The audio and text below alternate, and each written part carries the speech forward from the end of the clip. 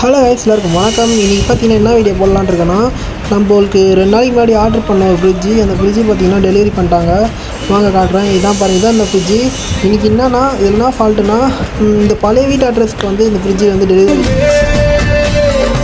எல்லா புகழும் ஒருவனுக்கே, நீ நதி போல ஓடிக்கொண்டீரு.